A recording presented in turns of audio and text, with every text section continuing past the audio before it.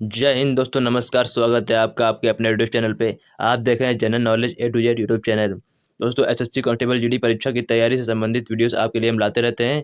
तो आज हम आपके लिए लेकर हाजिर हुए हैं एसएससी जीडी परीक्षा 2023 में 30 महत्वपूर्ण वेरी वेरी इंपॉर्टेंट क्वेश्चन दोस्तों, जो कि आपके जीके और जीएस से संबंधित हैं। दोस्तों, हम आपकी जो है पूरी कंप्लीट तैयारी करा रहे हैं कांस्टेबल जीडी की। आपकी कांस्टेबल जीडी की परीक्षा जो है वो जनवरी में शुरू होने वाली है, 10 जनवरी से।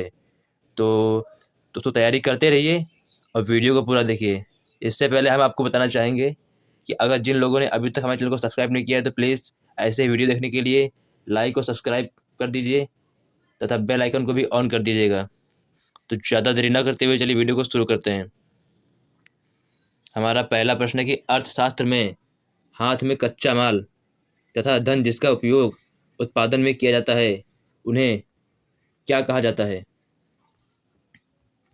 तो अर्थशास्त्र में हाथ में कच्चा माल था धन जिसका उपयोग उत्पादन में किया जाता है उसे हम दोस्तों कार्यशील पूंजी कहते हैं। तो इसका राइट आंसर है ऑप्शन एक। ऑप्शन एक इसका राइट आंसर है दोस्तों, कार्यशील पूंजी कहते हैं। हमारा अगला प्रश्न है, निम्नलिखित में से कौन दोनों सदनों को स्थगित कर सकता है। जिनको आंसर पता है दोस्तों वो कमेंट में बताइएगा। तो इसका राइट आंसर है ऑप्शन एक, राष्ट्रपति। पहले आप ऑप्शन देख लीजिए, 4 ऑप्शन दिए गए हैं, तो इसमें आपका राइट आंसर है ऑप्शन एक, राष्ट्रपति। राष्ट्रपति के पास इतनी पावर होती है कि वो जो है दोनों सदनों को स्थगित कर सकता है। हमारा अगला प्रश्न की तरफ बढ़ते हैं। अगला प्रश्न है कि जीवन का संरक्षण तथा व्यक्तिगत स्वतंत्रता भारतीय संविधान के किस अनुच्छेद में दिया गया है। तो हमारे संविधान के अनुच्छेद 21 में कहा गया है, अनुच्छेद 21 में कहा गया है कि कानून द्वारा स्थगित प्रक्रिया के अनुसार किसी भी व्यक्ति को अपने जीवन या व्यक्तिगत स्वतंत्रता से वंचित नहीं किया जाएगा। गरिमापूर्ण जीवन का अधिकार हर व्यक्ति, नागरिक या विदेशों के लिए उपलब्ध है। तो अनुच्छेद 21 इसका जो है राइट आंसर होगा। तो ये बात जो है अनुच्छेद 21 में कही गई है, तो इसका राइट आंसर है ऑप्शन नंबर 3। चलिए अगले प्रश्न की तरफ बढ़ते हैं। अगला प्रश्न है कि विश्व के इतिहास में एकमात्र राजा कौन था जिसने कलिंग युद्ध जीतने के बाद विजय क्षेत्र त्याग दिया। जिसने कलिंग युद्ध जीतने के बाद विजय क्षेत्र को त्याग दिया। तो दोस्तों, अशोक इसका राइट आंसर होगा, ऑप्शन नंबर 2, अशोक। आपको बताना चाहेंगे कि जो अशोक सम्राट अशोक थे वो 13वें अभिलेख के अनुसार उनके अपने राज्याभिषेक के 8 वर्ष बाद कलिंग युद्ध हुआ। 8 वर्ष बाद उनके राज्याभिषेक के 8 वर्ष बाद कलिंग युद्ध हुआ। तो कलिंग युद्ध जो हुआ उनकी आखिरी विजय थी। तो यह जो युद्ध कब लड़ा गया था दोस्तों, यह युद्ध हुआ था 262 ईसा पूर्व से 261 ईसा पूर्व के बीच में यह युद्ध लड़ा गया। बहुत ही भयानक युद्ध हुआ था। तो मौर्य साम्राज्य का विस्तार हुआ, इसकी राजधानी तौसाली बताई गई। ठीक है दोस्तों, तो इसका राइट आंसर है ऑप्शन नंबर 2, अशोक। अगला प्रश्न है, मुगल बादशाहों में आखिरी शक्तिशाली बादशाह कौन था। तो मुगल बादशाह दोस्तों औरंगजेब भारत का छठा मुगल सम्राट था। औरंगजेब जो है वो छठा मुगल सम्राट था। उसे मुगल सम्राट उसे जो है मुगल सल्तनत का सबसे आखिरी बादशाह माना जाता है। औरंगजेब को आखिरी बादशाह माना जाता है। तो आखिरी शक्तिशाली शासक कौन था आपका, औरंगजेब। औरंगजेब ही आपका राइट आंसर होगा, ऑप्शन नंबर 4।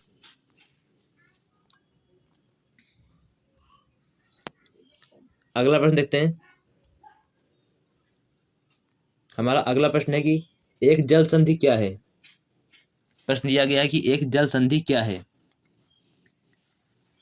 तो इसका राइट आंसर है ऑप्शन नंबर 3, पानी का एक संकरा भाग जो दो बड़ी जलराशि को एक दूसरे से जोड़ता है उसे जल संधि कहते हैं। इसका ऑप्शन नंबर 3 राइट आंसर है। तो इसका एक आपको एग्जांपल देते हैं कि जो जल संधि है यह काला सागर और मरमारा सागर को जोड़ता है। ठीक है, तो इसका राइट आंसर है ऑप्शन नंबर 3। हमारा अगला प्रश्न है कि विश्व का सबसे बड़ा महासागर कौन सा है। विश्व का सबसे बड़ा महासागर कौन सा है। इसका राइट आंसर है ऑप्शन 3। ऑप्शन 3 इसका राइट आंसर है। दोस्तों, प्रशांत महासागर के बारे में आपको बताना चाहेंगे। प्रशांत महासागर पृथ्वी पर स्थित समुद्रों में सबसे बड़ा और गहरा भी है। अगर गहराई की बात करें सबसे गहरा भी है और सबसे बड़ा भी है। तो यह जो है एशिया और ऑस्ट्रेलिया से अमेरिका तक और उत्तर में आर्कटिक महासागर से दक्षिण अर्कांटिका तक फैला हुआ है। जो प्रशांत महासागर है दोस्तों, यह एशिया और ऑस्ट्रेलिया से अमेरिका तक फैला हुआ है। ठीक है, तो यह पृथ्वी के जल सतह क्षेत्र का लगभग 46% हिस्सा है। जो हमारी धरती पर जल पाया जाता है उसका 46% जो हिस्सा है, 46% हिस्सा जो है वो प्रशांत महासागर में ही पाया जाता है। तो आप इसकी विशालता का अनुमान लगा सकते हैं कि ये कितना विशाल है। चलिए अगला प्रश्न देखते हैं कि प्रकाश की कौन सी तरंग दैर्घ्य प्रकाश संश्लेषण के लिए सबसे अधिक अवशोषित की जाती है। इसका राइट आंसर है ऑप्शन 2, नीला प्रकाश जो है वो सबसे ज्यादा अवशोषित की जाती है। प्रकाश संश्लेषण के लिए सबसे ज्यादा अवशोषित की जाती है। इसका राइट आंसर है ऑप्शन 2। नेक्स्ट क्वेश्चन, दिल में ऊपर के छोटे कक्ष को कच्छो डैश कहा जाता है। दिल में ऊपर के छोटे कच्छो डैश कहा जाता है। तो छोटे कक्ष जो दिल होता है मनुष्य का, उसके ऊपर छोटे कक्ष होते हैं, उन्हें हम एट्रिया कहते हैं, उसे एट्रिया कहा जाता है। तो इसका ऑप्शन 1 राइट आंसर है। इसका ऑप्शन 1 एट्रिया कहते हैं, या फिर अलिंद कह सकते हैं, हिंदी में अलिंद। ठीक है, किस यंत्र का प्रयोग यह परीक्षण करने के लिए किया जाता है कि कोई वस्तु आवेशित है या नहीं। ऑप्शन दिए गए थर्मामीटर, आप परिश्रावक, ओडोमीटर, विद्युतदर्शी। तो कोई वस्तु अगर आवेशित है कि नहीं तो इसका मापन हम विद्युतदर्शी से करते हैं। विद्युतदर्शी इसका राइट आंसर है ऑप्शन नंबर 4। नेक्स्ट क्वेश्चन है, यदि कोई गोलीय दर्पण का परावर्तक पृष्ठ उत्तल है, यदि कोई गोलीय दर्पण है और उसका परावर्तक तल जो है वो उत्तल है, तो इसे डैश दर्पण कहते हैं। तो इसे क्या कहेंगे, उत्तल कहेंगे, अवतल कहेंगे, समतल या समोत्तल कहेंगे। तो यदि किसी गोलीय दर्पण का परावर्तक पृष्ठ उत्तल है, मतलब ये जो पृष्ठ है ये अगर उत्तल है तो उसे हम उत्तल दर्पण ही कहेंगे। तो इसका राइट आंसर है ऑप्शन 1। ऑप्शन 1 इसका राइट आंसर है। चलिए अगला प्रश्न देखते हैं। हमारा नेक्स्ट क्वेश्चन है कि निम्नलिखित में से कौन सा युग्म गलत है। निम्नलिखित में से कौन सा युग्म गलत है। तो ऑप्शन है कि 1 KB इक्वल टू 8196 बिट्स। टू सेकेंड ऑप्शन है 1 KB इक्वल टू 8000 बिट्स। तीसरा ऑप्शन है कि 1 MB बराबर 124 KB। और चौथा ऑप्शन है कि 1 GB बराबर 124 MB। तो निम्न से कौन सा ऑप्शन दोस्तों गलत है। तो यहाँ पर आपका इसका राइट आंसर होगा ऑप्शन 2। जो दूसरा वाला है दोस्तों ये गलत है, तो इसका राइट आंसर होगा ऑप्शन 2। चलिए अगला प्रश्न देखते हैं। अगला प्रश्न है दोस्तों, धातुएं सामान्यतः निर्मित करती हैं। तो निम्नलिखित में से कौन सा ऑप्शन सही है। धातुएं सामान्यतः डैश निर्मित करती हैं। तो धातुएं हैं वो क्षारीय ऑक्साइड निर्मित करती हैं। तो इसका राइट आंसर होगा ऑप्शन 1। धातुएं हमेशा क्षारीय ऑक्साइड निर्मित करती हैं। तो इसका राइट आंसर है ऑप्शन 1। अगला प्रश्न है कि इलेक्ट्रॉन का पूर्ण प्रभार होता है। इलेक्ट्रॉन का पूर्ण प्रभार होता है। तो इलेक्ट्रॉन का पूर्ण प्रभार कितना होता है। इलेक्ट्रॉन का जो भार होता है दोस्तों वो होता है आपका ऑप्शन नंबर 3। इलेक्ट्रॉन का पूर्ण प्रभार डैश होता है। तो पूर्ण प्रभार मतलब होता है कि इलेक्ट्रॉन का भार कितना होता है, उस पर चार्ज कितना होता है। तो इसका राइट आंसर है ऑप्शन 3, 1.6 × 10⁻19 कूलाम। ठीक है दोस्तों, राइट आंसर होगा ऑप्शन 3। नेक्स्ट क्वेश्चन है, लाल गर्म कोक पर भाप को छोड़ने पर किस गैस का उत्पादन होता है। तो लाल गर्म कोयला पर भाप को छोड़ा जाता है। कोक मतलब होता है कोयला। तो पर भाप को छोड़ने पर जो है CO गैस का निर्माण होता है, जिसे हम बोलते हैं कार्बन मोनोऑक्साइड। ठीक है, जो कार्बन और ऑक्सीजन का मिश्रण होती है। तो ऑप्शन 2 इसका सही आंसर है, इसका ऑप्शन नंबर 2। नेक्स्ट क्वेश्चन है कि डीएनए का दोहरी पेचदार संरचना की खोज किसने की? तो जो डीएनए दोस्तों होता है वो मनुष्य के शरीर में पाया जाता है, जिसे हम बोलते हैं डीऑक्सोराइबो न्यूक्लिक अम्ल, डीऑक्सोराइबो न्यूक्लिक अम्ल, जिसे हम डीएनए भी कहते हैं। इसमें जो है मनुष्य के आनुवांशिक लक्षण पाए जाते हैं। ठीक है, तो इसका राइट आंसर है ऑप्शन नंबर 3। जेम्स वाटसन और फ्रांसिस क्रिक ने इस संरचना की खोज की थी, डीएनए की खोज की थी। कब की थी दोस्तों? तो ये भी पूछा जाता है कब की थी, तो 1953 में की थी। ठीक है, जिसके लिए इन्हें 1962 में नोबेल पुरस्कार भी मिला था। तो ये आप याद कर लीजिए, इम्पोर्टेंट है, इम्पोर्टेंट है दोस्तों। हमारा नेक्स्ट क्वेश्चन है कि भारत का कौन सा पड़ोसी देश बर्मा के नाम से भी जाना जाता है? तो इसका राइट आंसर है ऑप्शन 1, म्यांमार।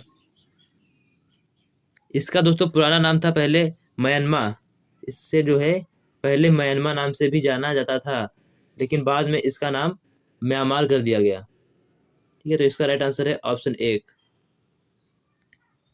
नेक्स्ट क्वेश्चन है कि बगीचे डैश का उदाहरण है, बगीचे डैश का उदाहरण है।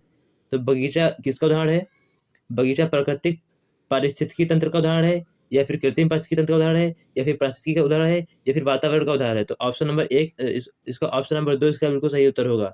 जो बगीचा है वो मनुष्य द्वारा कृत्रिम रूप से उगाया जाता है। ठीक है, तो इसका राइट आंसर है ऑप्शन 2।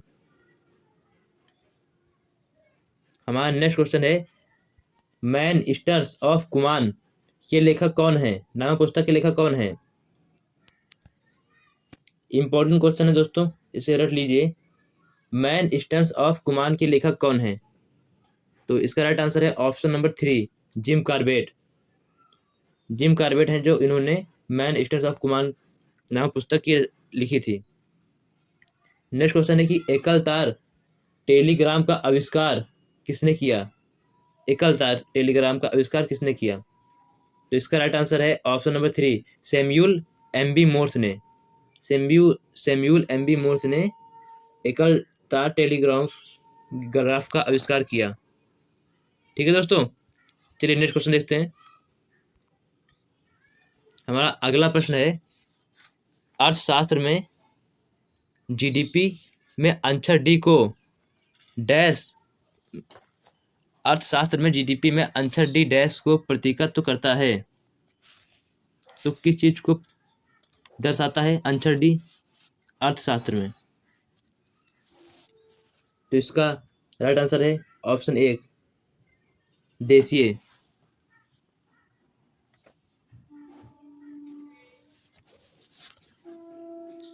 अगला प्रश्न देखते हैं, भारतीय संविधान में कितने मौलिक कर्तव्य दिए हुए हैं? भारतीय संविधान में कितने मौलिक कर्तव्य दिए हुए हैं? तो इसका राइट आंसर है ऑप्शन 2, 11। भारतीय संविधान में 11 मौलिक कर्तव्य दिए हुए हैं, जो कि संविधान में अनुच्छेद 51A के तहत आते हैं। अगला प्रश्न देखते हैं, भारत में सर्वोच्च कानून बनाने वाली संस्था कौन सी है? जो भारत में जो कानून होते हैं दोस्तों, भारतीय कानून, तो भारत में सर्वोच्च कानून बनाने वाली संस्था कौन सी है? कौन सी संस्था जो है वो कानून बनाती है? तो दोस्तों ये कोई संस्था नहीं होती है, बता दें आपको। इसमें आपका जो है ऑप्शन नंबर 4 जाएगा, भारतीय संसद। तो भारतीय संसद होती है, ये सब मिल करके जो कानून का निर्माण करते हैं। तो इसका ऑप्शन नंबर 4 बिल्कुल सही होगा, राइट आंसर होगा ऑप्शन नंबर 4। अगला प्रश्न है कि निम्नलिखित का मिलान कीजिए। इसका मिलान करना है दोस्तों।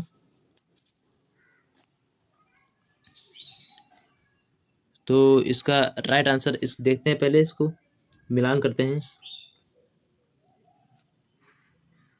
तो दीवानी का आपका होगा भू राजस्व से, भू राजस्व एकत्र करने का अधिकार जो होता है वो दीवानी के पास होता है। और फौजीदारी अदालत जो होती हैं ये आपराधिक न्यायालय के रूप में कार्य करती हैं, ठीक है। और जो जजिया है वो तीर्थ तीर्थयात्री कर था, जो मुगल शासक द्वारा लगाया गया था। तो जजिया है ये एक तरीके का तीर्थयात्री कर था, ठीक। तो इसका राइट आंसर होगा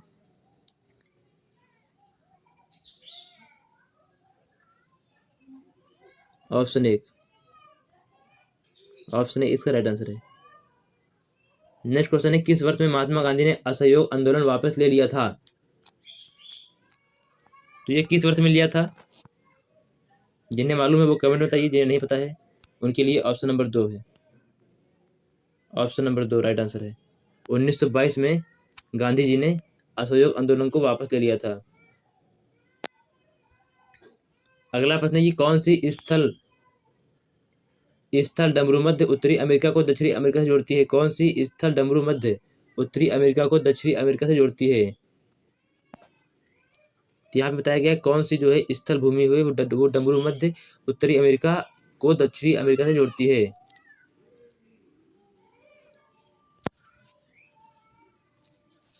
तो इसका राइट आंसर क्या होगा दोस्तों?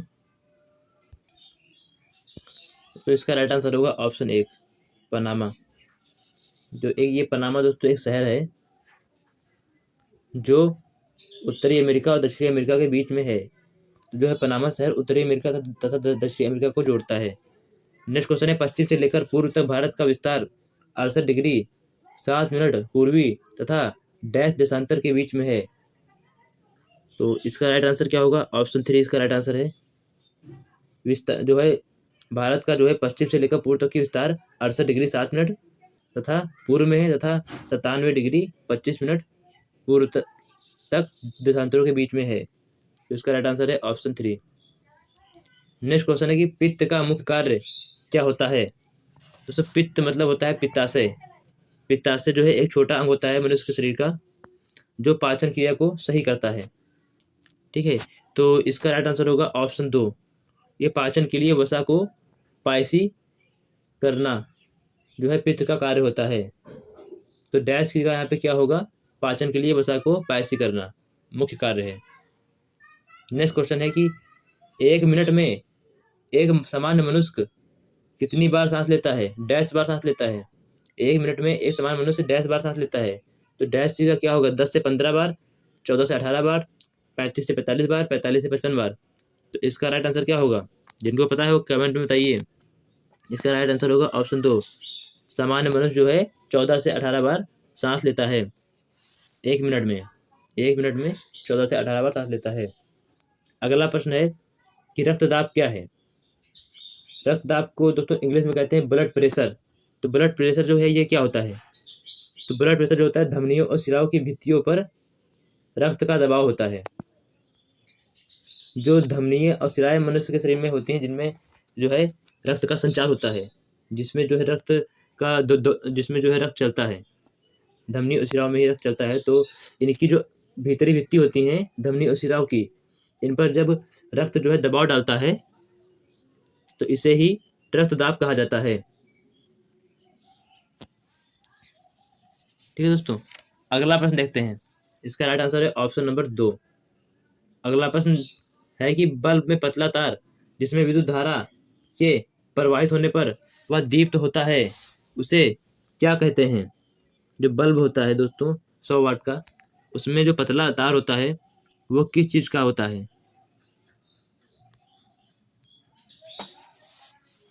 तो दोस्तों इसका राइट आंसर होगा ऑप्शन नंबर 1, फिलामेंट। उसे हम फिलामेंट कहते हैं।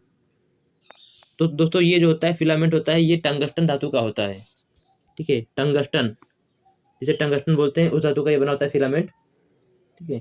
तो उसे हम फिलामेंट कहते हैं। ऑप्शन ए इसका राइट आंसर है। अगला प्रश्न है कि पृथ्वी की भूपटल में सबसे प्रचुर मात्रा में धातु कौन सी है? तो जो पृथ्वी की ऊपरी सतह होती है उसे भूपटल कहते हैं, उसमें जो है सबसे ज्यादा मात्रा में कौन सी धातु पाई जाती है? तो इसमें इसका राइट आंसर होगा ऑप्शन नंबर 3, ऑप्शन नंबर 3 इसका राइट आंसर है, एल्युमिनियम। हमारा नेक्स्ट क्वेश्चन है कि शीशे की पेंसिल की नोक डैश की बनी होती है। शीशे की पेंसिल की नोक डैश की बनी होती है। तो शीशे की पेंसिल की नोक जो होती है वो ग्रेफाइट की बनी होती है दोस्तों, ग्रेफाइट। ग्रेफाइट जो है एक बहुत ही मजबूत और सख्त धातु होती है। ठीक है दोस्तों, तो अगला प्रश्न देखते हैं। अगला प्रश्न है कि क्लोरोफ्लोरोकार्बन जो वायुमंडल की ओजोन परत को क्षतिग्रस्त करता है निम्नलिखित में से किसमें प्रयोग नहीं होता है। तो इसका ऑप्शन नंबर 4 है, इनमें से किसी में नहीं। क्लोरोफ्लोरोकार्बन है वो रेफ्रिजरेटर, एयर कंडीशनर या एरोसॉल फुहार, इनमें से किसी में भी यूज नहीं होता है। तो इसका राइट आंसर है ऑप्शन 4। अगला प्रश्न है कि डायनामाइन का आविष्कार किसने किया। डायनामाइन का आविष्कार किसने किया दोस्तों। डायनामाइन का आविष्कार किया था अल्फ्रेड नोबल ने। Alfred Nobel. दोस्तों ये अल्फ्रेड नोबल कौन थे। तो जो अल्फ्रेड नोबल थे ये स्वीडिश केमिस्ट, इंजीनियर और उद्योगपति थे, जो कि स्वीडन के थे, स्वीडिश। ठीक है, तो जिन्होंने डायनामाइन और अन्य शक्तिशाली विस्फोटों का आविष्कार किया था। और दोस्तों इनका नाम है अल्फ्रेड नोबल। तो दोस्तों इन्हीं के नाम पर जो है, इन्हीं के नाम पे नोबेल पुरस्कार का आयोजन किया जाता है दोस्तों। तो नोबेल पुरस्कार दिए जाते हैं वो इन्हीं के नाम पे दिए जाते हैं। तो सर ये इंपॉर्टेंट क्वेश्चन है, तो इसको आप पढ़ लीजिए दोस्तों। ठीक है, अगला प्रश्न है कि पत्तियों पर सिराओं द्वारा बनाए गए डिजाइन को क्या कहते हैं। तो जो पत्तियां होती हैं, पत्तियों पर सिराओं द्वारा बनाए गए डिजाइन को क्या कहते हैं। इसका राइट आंसर है ऑप्शन 4, शिराविन्यास कहते हैं। ऑप्शन नंबर 4 इसका राइट आंसर है, शिराविन्यास। हमारा नेक्स्ट क्वेश्चन है निम्न में से किस शहर में जयपुर के महाराजा सवाई जयसिंह द्वितीय ने जंतर मंतर का निर्माण नहीं किया था। निम्न में से किस शहर में जयपुर के महाराजा सवाई जयसिंह द्वितीय ने जंतर मंतर का निर्माण नहीं किया था। किस शहर में नहीं किया था, जयपुर में, अजमेर में, मथुरा में या नई दिल्ली में। जिनको आंसर पता है दोस्तों वो कमेंट में बताइएगा। तो इसका राइट आंसर है ऑप्शन 2, अजमेर में। दोस्तों अजमेर में महाराजा सवाई जयसिंह ने द्वितीय ने जंतर मंतर का निर्माण नहीं किया है। बाकी जयपुर, मथुरा और नई दिल्ली तीनों जगह है। ठीक, हमारा अगला प्रश्न है कि बर्फ का एक टुकड़ा एक गिलास पानी में तैर रहा है। बर्फ का एक टुकड़ा एक गिलास पानी में तैर रहा है। इसको ध्यान से पढ़िएगा दोस्तों। जब बर्फ पिघलती है तो पानी का स्तर क्या होगा। देखिए एक बर्फ का टुकड़ा है, एक गिलास पानी में तैर रहा है, एक गिलास पानी है उसमें तैर रहा है। ठीक है, तो जब बर्फ पिघलती है तो पानी का स्तर क्या होगा। मतलब जो पानी भरा है उसमें वो ऊपर जाएगा, नीचे जाएगा, या स्थिर रहेगा, या फिर पहले ऊपर जाएगा उसके बाद नीचे जाएगा। क्या होगा दोस्तों, आप सोच के बताइएगा इसका उत्तर। अगर पता है तो कमेंट में तो बताइए। अगर आप समझदार हैं, जीके पढ़ते हैं, आपको नॉलेज है, तो आप है जो है कमेंट में बताइएगा। इसका राइट आंसर है ऑप्शन 3, स्थिर रहेगा। दोस्तों जब बर्फ उसके अंदर पहले से, उसके अंदर गिलास के अंदर पहले से ही पड़ा है, तो उसका जो आयतन है वो गिलास के अंदर पहले से निश्चित है, पहले से ही है, तो वो इसका जो स्तर है गिलास में पानी का वो बड़ा स्थिर रहेगा। चलिए अगला प्रश्न देखते हैं। फूड फॉर ऑल नामक पुस्तक के लेखक कौन है। फूड फॉर ऑल, तो फूड फॉर ऑल नामक जो पुस्तक के लेखक हैं दोस्तों, इसमें ऑप्शन नंबर 1 इसका सही राइट आंसर है। ऑप्शन नंबर 1 उमा लीले। उमा लीले जो है फूड फॉर ऑल नामक पुस्तक के लेखक हैं। अगला प्रश्न देखते हैं दोस्तों। हमारा अगला और अंतिम प्रश्न है कि एसिटिलीन का सूत्र डैश है। एसिटिलीन का सूत्र डैश है। तो एसिटिलीन का जो सूत्र है दोस्तों, इसमें ऑप्शन 1 होगा C2H2। C2H2 इसका जो है राइट आंसर है, ऑप्शन नंबर 1। ये केमिस्ट्री का प्रश्न है दोस्तों। ठीक है, तो एसिटिलीन जो है 1836 में, इसके बारे में आपको थोड़ी जानकारी दे देते हैं कि एसिटिलीन जो है वो 1836 में एडमंड डेवी द्वारा खोजा गया एक रासायनिक यौगिक है जो 2 कार्बन और 2 हाइड्रोजन परमाणुओं को जोड़ने से बनता है। ठीक है दोस्तों, तो दोस्तों अगर वीडियो पसंद आती है तो वीडियो को लाइक कीजिए दोस्तों में शेयर कीजिए, और दोस्तों सब्सक्राइब करना ना भूलिएगा। सब्सक्राइब जो है ब्लैक या रेड रंग का जो सब्सक्राइब का बटन है उसको भी जरूर दबा दीजिएगा। दोस्तों चलिए आपसे विदा लेते हैं, तब तक के लिए जय हिंद, जय भारत।